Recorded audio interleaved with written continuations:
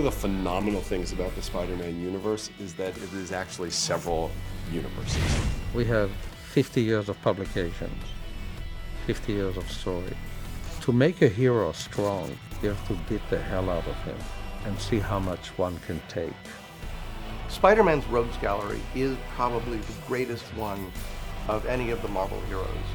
The characters just came one after the other. They were unique, they were weird, they were individual. No two were terribly alike.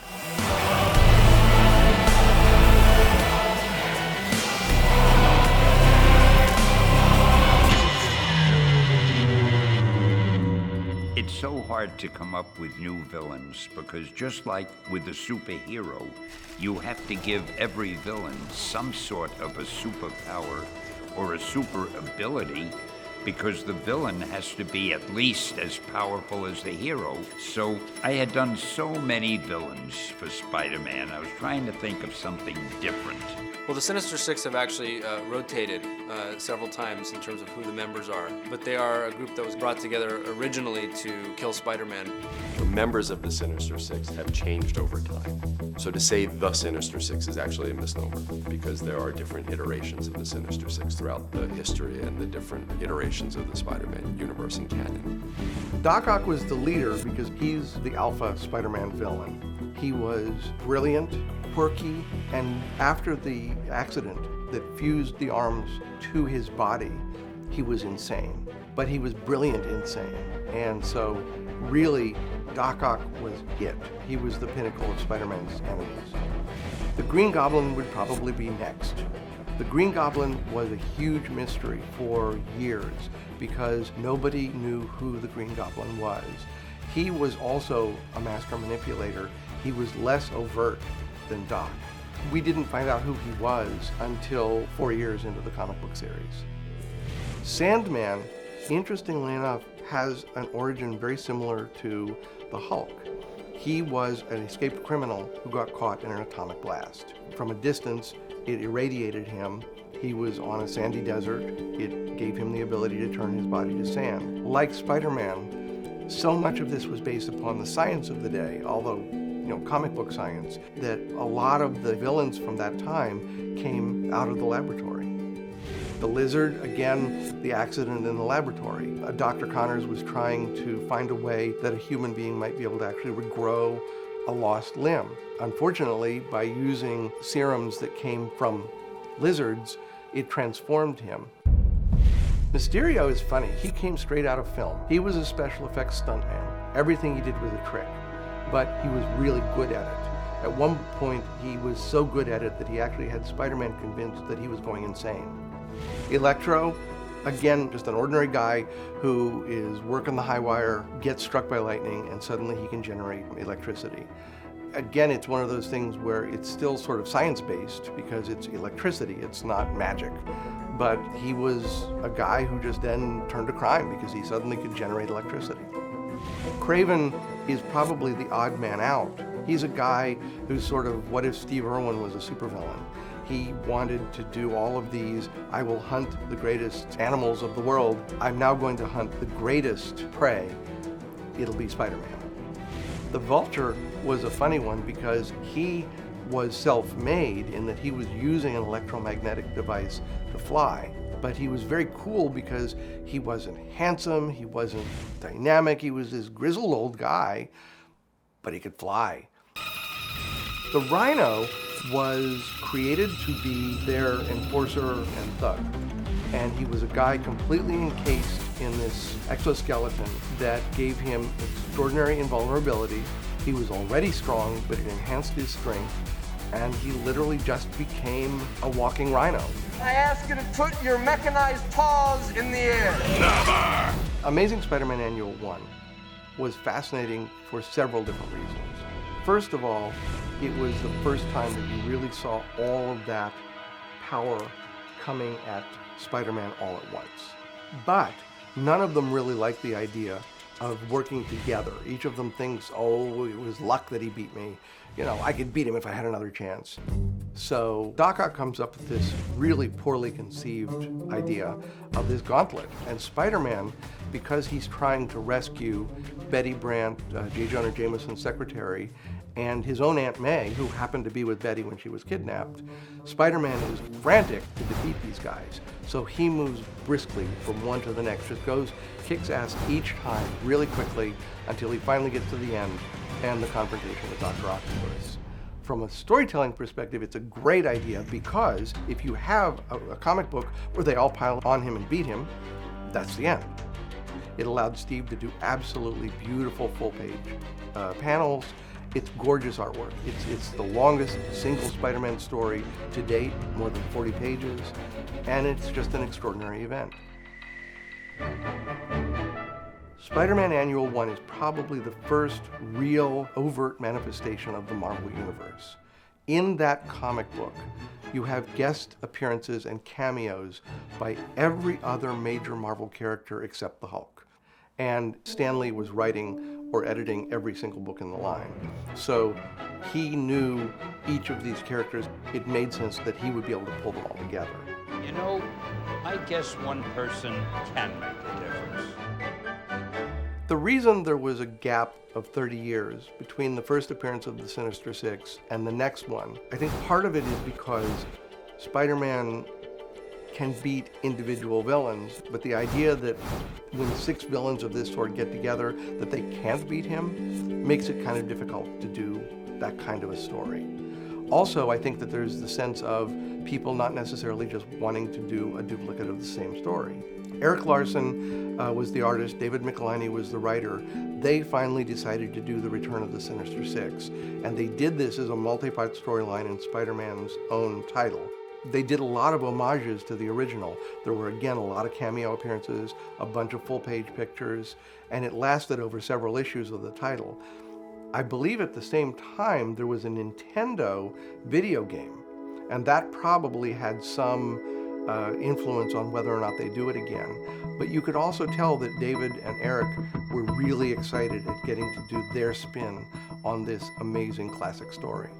The Return of the Sinister Six was followed in another Spider-Man title by The Revenge of the Sinister Six. And that's the one where they really fight all of the villains against Spider-Man, and he has a great deal of help. So what started years ago as cameos now become active involvement by the Marvel heroes. The Sinister 12 took the idea of the Sinister Six in a different direction. Norman Osborn, the Green Goblin, was in prison. He wanted to force Spider-Man to help break him out. And he had the criminals kidnap Aunt May specifically to force Spider-Man to work with them to get him out of prison.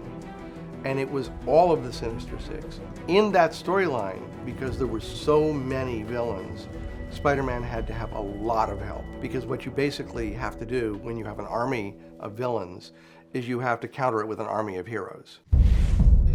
The Ends of the Earth went back to the basic storyline. And here you had Doc Ock, Electro, the Rhino, the Chameleon, and the Sandman again. In this one, Doc Ock has been very badly incapacitated. His body is a wreck and he's dying. And in this storyline, he is appearing to extort a great deal of money from the world because he has figured out a device that will speed up the greenhouse effect or stop it. What he really wants to do is he wants to take the world with him. He wants to destroy the world using this to burn it up with the greenhouse effect.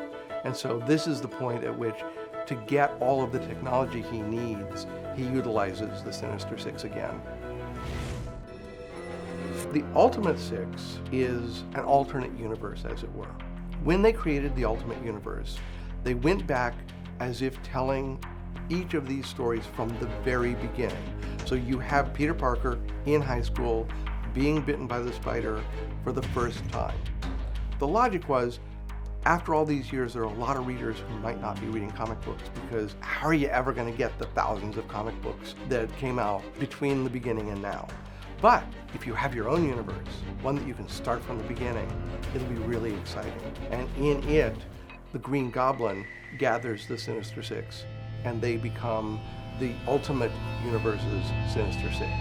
So the Green Goblin so loathes this Peter Parker that he's determined that Spider-Man will be the sixth member. And he's going to be a criminal because he's been forced to, because again, Aunt May has been kidnapped. And if he doesn't, the Goblin won't hesitate to kill her. Doing Sinister Six films is going to be a huge challenge. Part of the problem is that your main characters are not characters you can root for.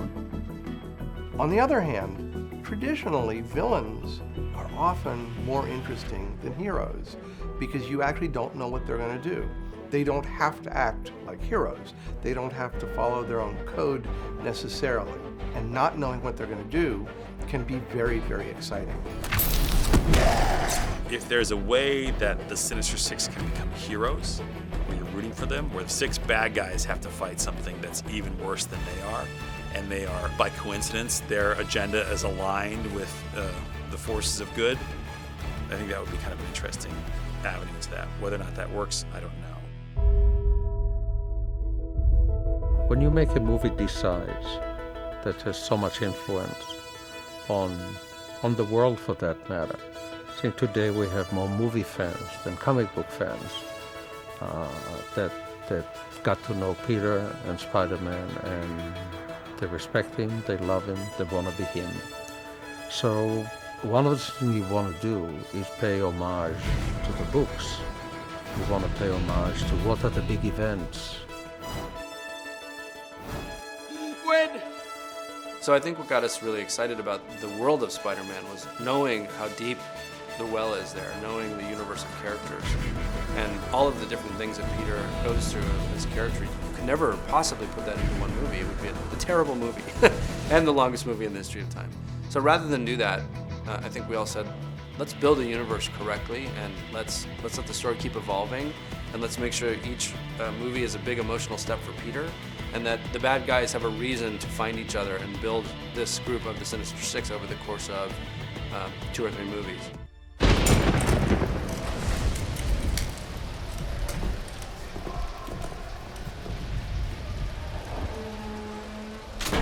Here's the real story.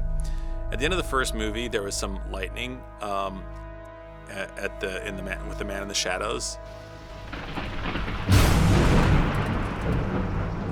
Hello, Doctor. Did you tell the boy? Tell him what? Did you tell the boy the truth about his father? Working on it with Jamie Vanderbilt, there was an idea that maybe this would be the Electro character. But again, we shot it, and it kind of emerged into some other situation, which the Man in the Hat is now, we think of him as the Gentleman, who is a benefactor of the Sinister Six.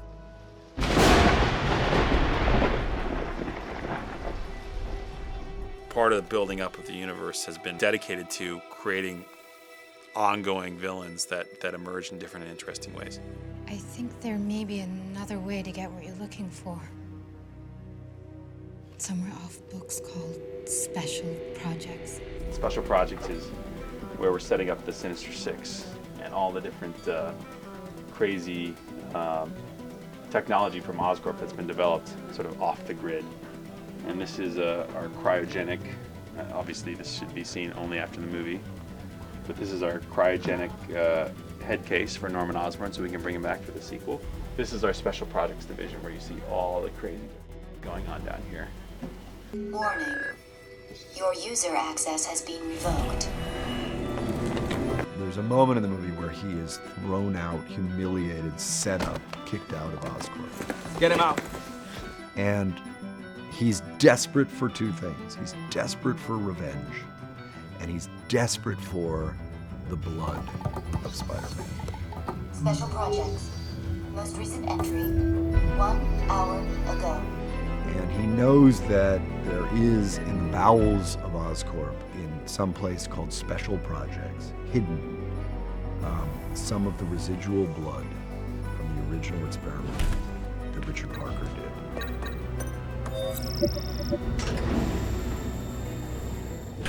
One of the early conversations that Webb and I had about Oscorp involved Kubrick, 2001, for a sense of the future.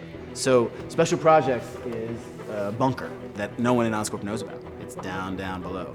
And the idea was that if you somehow figured out, or by accident, ended up getting the only elevator that stops there to get you to that floor, even then, you would still think you're in some kind of a industrial core in the basement of Oscorp. We designed it to have these big blowers and be made of rougher cement and steel. However, upon interfacing with the special magic keyboard that every room in this movie seems to have, up go the walls, revealing these secret vaults. So Special Projects is the place where we're going to learn about some of the other characters. What is all this stuff? The future. But it's also where we find the Goblin Suit. So it needed to somehow be a very futuristic place, and at the same time, and in a certain light, be something that you wouldn't think twice about if you walked through.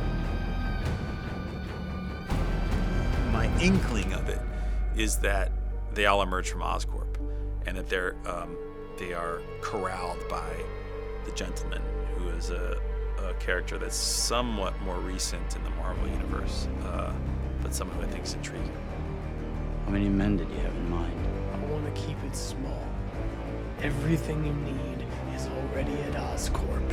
They are sort of the mercenaries of Oscorp, and the most unruly, beastly set of characters. In Oscorp Special Projects, we get hints at, there are glimpses of, there are implications of the accoutrements of villains that will either be in the Sinister Six first iteration or will eventually move through the Sinister Six. Welcome, Mr. Fierce. Who's our first volunteer? Alexi Savage, currently serving a life sentence. He is most eager to join us. It certainly ends with me being in place to do that kind of thing, a Sinister Six thing, and so presumably that could happen, sure, absolutely, but it's a need-to-know basis, clearly.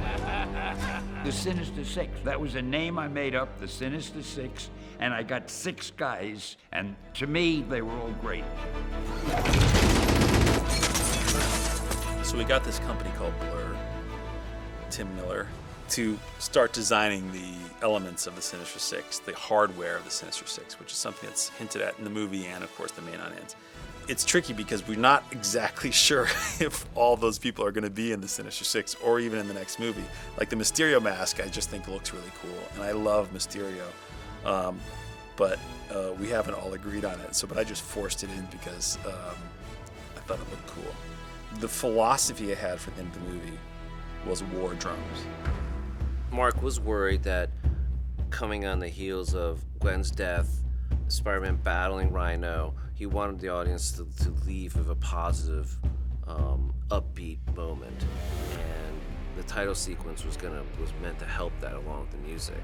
That's what I wanted to do. I was like, well, I want war drums. I want there to be a revolution that's starting, and I want us to walk out of the theater really curious to know what happens next, because that's the only thing really that's going to bring Spider-Man back, is that need to defend the village, and that village is about to be under siege.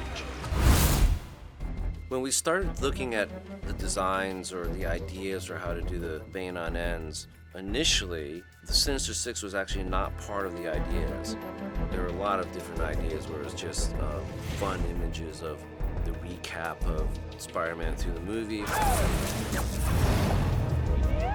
And then it became important for us to establish that the Sinister Six were going to have a huge role in the next movie. And the Bane on Ends would be a great way to introduce enough clues to say, well, who are the Sinister Six? So we started looking at picking iconic symbols to represent each of the Sinister Six, but keep it abstract enough so that you weren't sure who they were, but you recognized a Doc Ock arm, part of a glider, a spear, a mask, and then you can infer from that who the Sinister Six could be. And Jennifer Miller and Tim Miller at Blur came up with really beautiful designs of introducing first schematics and then wireframe and then actually macro views, fully rendered form of that particular symbol, and then that was rolled into the title sequence. And so the creation of the Bane on Ends was about anticipating the terror that's around the corner.